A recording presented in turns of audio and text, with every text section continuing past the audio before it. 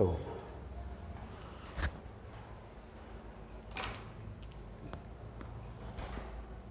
Hello friends, आप सब कैसे हैं? ठीक है ना?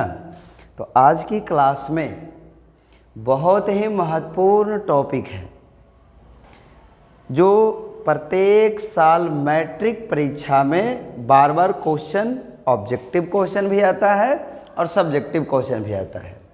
और आज एक महत्वपूर्ण टॉपिक लेके आए हैं जिसका नाम क्या है? भारत संसाधन एवं उपयोग। इतना क्वेश्चन कर लेंगे तो संसाधन से एक भी क्वेश्चन नहीं छूटेगा। बस यही इतना क्वेश्चन एग्जाम में बार बार रिपीट होता है। तो मैट्रिक परीक्षा हर साल अब कब होता है? फरवरी में होता है। हर साल फरवरी में होता है। तो आप सबका मैट्रिक परीक्षा 2024 मिशन है, ज्योग्राफी, भूगोल और ये हम लोग पढ़ने वाले हैं संसाधन। आज की क्लास में संसाधन क्लियर हो जाएगा। तो चलते हैं, शुरू करते हैं दोस्त आगे। पहला क्वेश्चन, संसाधन को परिभाषित कीजिए, या इसको दो तरह से पूछेगा। पहला सवाल है हम लोगों को संसाधन को परिभाषित कीजिए या संसाधन की परिभाषा लिखें, या संसाधन किसे कहते हैं। दो तीन तरह से पूछेगा। तो चलिए, पर्यावरण की वे सारे अवयव जैसे सड़क या हो गया खेल का मैदान या घर हो गया, कृषि, मंदिर, मस्जिद, ये सारे के सारे संसाधन हैं जो विद्यमान तकनीक की सहायता से मानव जीवन की, मनुष्य में यानी मनुष्य के जीवन की आवश्यकताओं मतलब ज़रूरतों को, हमारे लाइफ में जो ज़रूरत है उसको पूर्ण करने की क्षमता, पूरा करने की क्षमता रखते हैं, उसे हम संसाधन कहते हैं। अगर ये परिभाषा बड़ा है तो एक छोटा सा परिभाषा याद रखेंगे। दूसरा परिभाषा, जिम्बरमैन के अनुसार, जिम्बरमैन ने परिभाषा को क्या कहा है? संसाधन को कैसे बताया है? तो बहुत छोटा बताया है, संसाधन होते नहीं बनते। इतना भी परिभाषा एग्जाम में लिख सकते हैं, संसाधन होते नहीं बनते हैं। ये बात किसने कहा था? तो जिम्बरमैन ने कहा था। दो परिभाषा बता दिए। ठीक है, आगे बात करते हैं। नेक्स्ट क्वेश्चन नंबर 2, प्राकृतिक संसाधनों को क्यों संरक्षण करना आवश्यक है? यानी प्राकृतिक जो संसाधन है उसको हमें देखभाल करना क्यों जरूरी है, क्यों सुरक्षित करना जरूरी है। संरक्षण मतलब सुरक्षा करना। विकास कार्य के लिए मानव ने संसाधनों का विवेकपूर्ण नहीं, अविवेक एवं अति उपयोग किया है। अति माने बहुत ज़्यादा। जैसे मान लीजिए कि हम पानी को खूब बर्बाद करें तो एक समय ऐसा हो जाएगा कि पानी नहीं मिलेगा।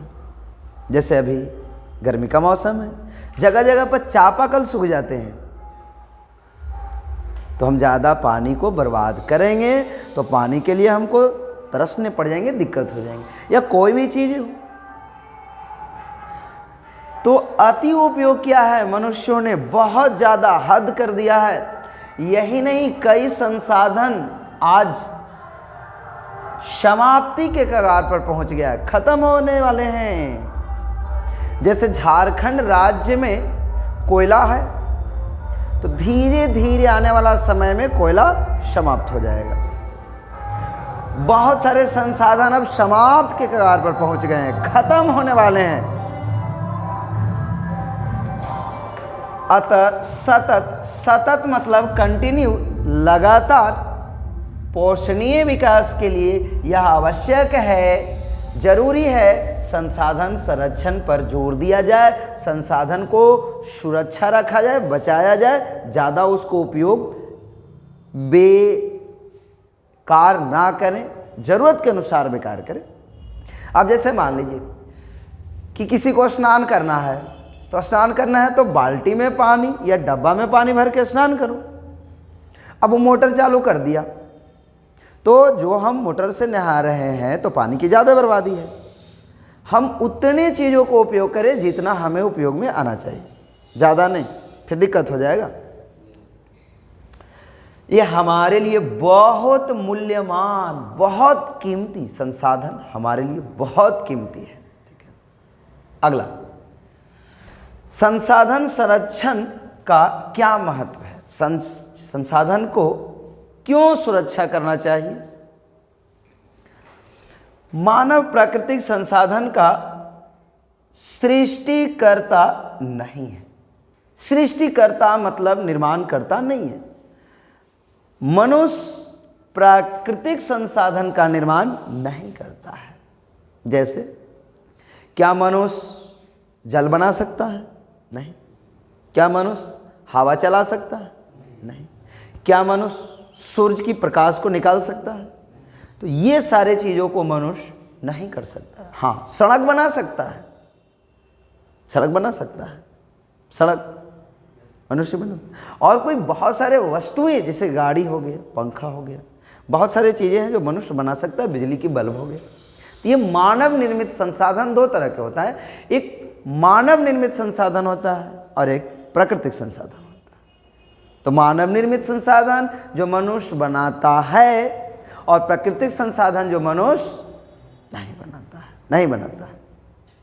इसलिए मानव प्राकृतिक संसाधन को पूंजी समझकर, रुपया पैसा धन समझकर उपयोग करे।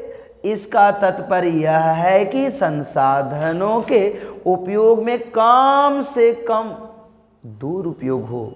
हम जो उपयोग कर रहे हैं तो उसमें बर्बादी कम करें, ज़्यादा बर्बाद ना करें। ठीक है ना, कम उपयोग करें, क्योंकि प्राकृतिक संसाधन को हम बनाते नहीं, तो प्रयोग ज़्यादा, उपयोग कम, मतलब दुरुपयोग मतलब फालतू के उपयोग ना करें, बर्बाद ना करें कोई सामान, उनकी कम से कम बर्बादी हो, बर्बाद ना करें, ना फिर दिक्कत हो जाएगा, संसाधन खत्म हो जाएगा। मिट्टी जैसे संसाधन की उर्वरता बनी रहे। जैसे मिट्टी है, मिट्टी में उर्वरता बना हुआ है, तभी तो कोई फसल अच्छे मात्रा में उगता है। उसे निम्नीकरण या कटाव से यहाँ पर छूट गया है, कटाव से बचाया जाए।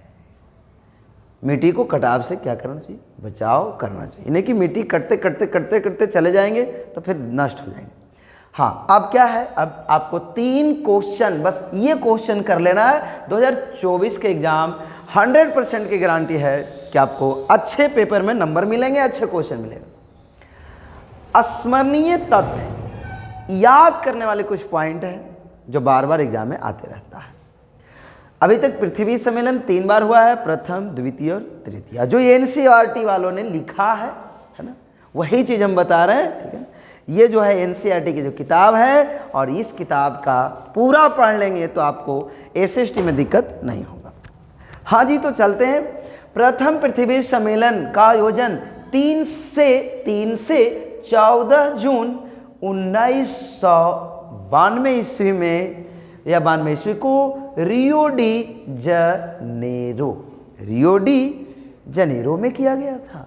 कब? 1992 ईस्वी में। कहाँ? तो रियो डी जनेरो। ये डेट हमेशा याद रखेंगे, कब हुआ?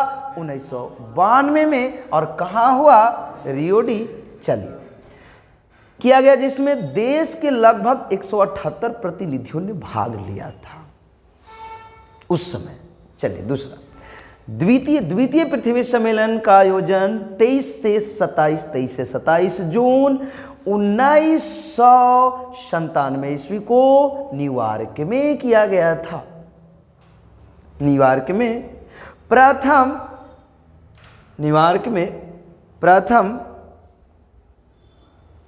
क्या है? प्रथम के मूल्यांकन से प्रथम, और यहाँ पर कुछ छूट तो नहीं किया गया? बोलने में तो अच्छा नहीं लग रहा है, क्या छूट गया है? एक मिनट देख लेते हैं, इसमें कुछ शब्द तो नहीं ना छूट गया है। प्रथम सम्मेलन के मूल्यांकन, देखिए छूट गया है, प्रथम सम्मेलन के यहाँ पर हम जोड़ देते हैं सम्मेलन, प्रथम सम्मेलन के मूल्यांकन के लिए 5 वर्ष का आयोजित किया गया। यहाँ पर छूट गया एक शब्द, प्रथम सम्मेलन के मूल्यांकन मतलब होता है जांच करना, चेक करना, और ये 5 वर्षों के लिए किया गया। इसे हम +5 सम्मेलन भी कहते हैं, कहा जाता है।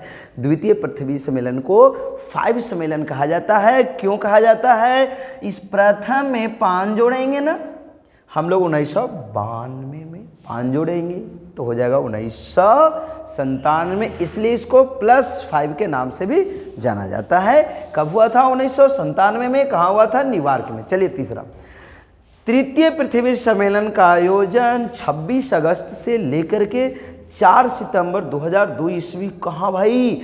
जोहान्सबर्ग में किया गया था, और इसमें विश्व के देशों से लगभग 2000 प्रतिनिधियों ने भाग लिया था।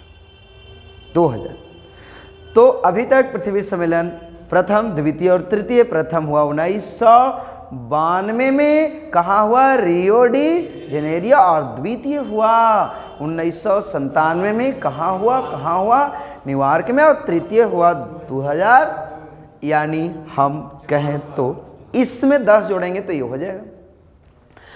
अब आते हैं प्यारे बच्चों MCQ में, और MCQ हमने 8 को लिया है, और इसके बाद संसाधन से एक भी नंबर का नहीं छूटेगा। प्राकृतिक संसाधन के संरक्षण के लिए 1968 ईस्वी में कौन सा कन्वेंशन हुआ? तो भाई अफ्रीका कन्वेंशन, वेटलैंड्स कन्वेंशन, विश्व आपदा कन्वेंशन। इसमें 3 ऑप्शन है, तो इसका सही जो आंसर होगा ये होगा ऑप्शन ए, अफ्रीकी कन्वेंशन। द्वितीय पृथ्वी सम्मेलन कहाँ हुआ था भाई? तो आपको अभी बताया कि द्वितीय पृथ्वी सम्मेलन कहाँ हुआ? न्यूयॉर्क में, तो इसका सही आंसर न्यूयॉर्क हो जाएगा। अभी हम लोग पढ़े सौर ऊर्जा, सौर ऊर्जा माने सूर्य की प्रकाश, सौर ऊर्जा माने सूर्य की। निम्नलिखित में कौन सा संसाधन है मानवकृत? क्या सौर ऊर्जा को मनुष्य बनाता है? क्या हम सब लोग सूर्य को बनाते हैं? नहीं। नवीकरणीय हाँ होगा, क्योंकि नवीकरणीय वह संसाधन है जो खत्म होने के बाद पुनः निर्माण हो जाता है, पुनः उसका उत्पादन हो जाता है। और अनवीकरणीय संसाधन जो खुद से एक बार समाप्त होने के बाद बनता नहीं है। अजैव संसाधन निर्जीव संसाधन है। तो सौर ऊर्जा किस प्रकार का संसाधन है? नवीकरणीय। सौर ऊर्जा निम्नलिखित में से कौन सा संसाधन? देखो फिर वही सवाल आ गया, मानवकृत नहीं, पुनः प्रवृत्ति योग होगा, क्योंकि पुनः मने अभी क्या होता है कि पुनः मने दोबारा फिर से निर्माण हो जाता है, खत्म होने के बाद फिर से निर्माण हो जाता है। ठीक है ना? विश्व पर्यावरण दिवस कब मनाया जाता है? जैसे हर साल पर्यावरण दिवस क्या 5 अप्रैल, 5 जून, 5 अगस्त, 5 अक्टूबर। तो ये होता है प्यारे बच्चों 5 जून को पर्यावरण दिवस मनाए जाते हैं। प्रथम पृथ्वी सम्मेलन कहाँ आयोजित किया गया था भाई? तो आप कह सकते हो रियो डी जेनेरियो में। अभी आपको पढ़ाए हैं। निम्नलिखित में कौन अनवीकरणीय संसाधन है? सौर ऊर्जा नहीं, सौर ऊर्जा नवीकरणीय में होगा। जीवाश्म ईंधन जैसे कोयला, पेट्रोल, ये सारे चीज हो जाएंगे। कोयला किस प्रकार के संसाधन है? तो अनवीकरणीय, और इस प्रकार के आपका संसाधन खत्म हो गए, और इसे 4 से 5 नंबर के क्वेश्चन आएंगे। और बस किसी तरह आप ये वाला क्लास कर लिए और इस वीडियो को देख लीजिए, इसके बाद सब संसाधन से खत्म हो जाएगा। और ये आपको एक ज़रूरी बात बता रहे हैं कि बहुत जल्द एक क्रैश कोर्स आने वाला है, हो सकता है अगला महीना में उसको स्टार्ट हो जाए, और हम लोग बहुत जल्द शुरू करने वाले हैं त्रिकोणमिति।